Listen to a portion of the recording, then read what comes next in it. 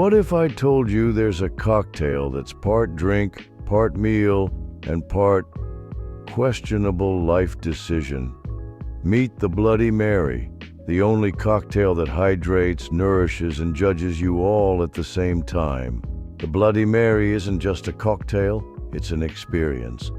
A bold, spicy, tomato-fueled roller coaster that bartenders either love to make or secretly hope no one orders. Today, we're diving into the rich, slightly suspicious history of this legendary drink, breaking down the perfect recipe and sharing some bartender secrets that'll have your guests swearing you make the best Bloody Mary they've ever had. Stick around, because I'm also revealing the ultimate ingredient that separates a good Bloody Mary from a great one. Let's rewind to the 1920s. Paris. Because where else do strange, beautiful things happen? A bartender named Fernand Pétiot allegedly mixed up vodka and tomato juice at Harry's New York bar, calling it the bucket of blood. Because Prohibition was tough and people had some real issues. Fast forward to the 1930s in New York, and the drink gets refined. Spices, Worcestershire sauce, maybe even a little lemon. The name? Bloody Mary. Some say after Queen Mary of England, who had a rather aggressive reign. Others think it was named after a waitress named Mary at the Chicago Bucket of Blood Club.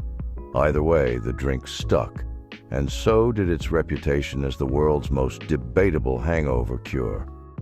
All right, let's build the perfect Bloody Mary. Now, every bartender has their own take, but I'm giving you the gold standard. No weak tomato juice with a splash of vodka nonsense. We do things right here. What you'll need: 2 ounces vodka, because you deserve it. 4 ounces tomato juice, the backbone of this beast. ½ ounce fresh lemon juice, because balance, people.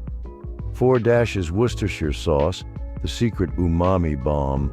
2 dashes hot sauce, or more if you like to live dangerously.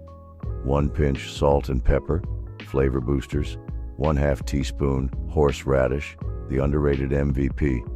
Celery and olives for garnish, because aesthetics matter. Shake? No. Stir? Yes.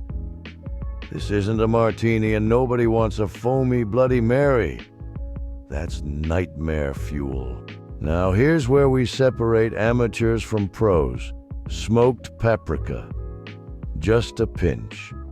It adds this subtle depth, a whisper of smokiness that makes people go, "Wow, what's in this?" without turning it into a barbecue sauce. There's a fine line between garnish and a full meal. Celery, olives, pickles, classic. But some of y'all are out here putting cheeseburgers on a Bloody Mary. If your drink needs a to-go box, maybe reevaluate your life choices. And there you have it, the ultimate Bloody Mary. A cocktail, a cure, and a conversation starter all in one. Whether you're serving brunch, curing regrets, or just want an excuse to drink before noon, this drink has you covered.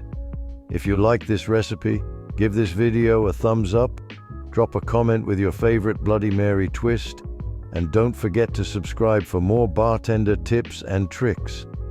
Now, if you'll excuse me, I have a date with this drink. Cheers.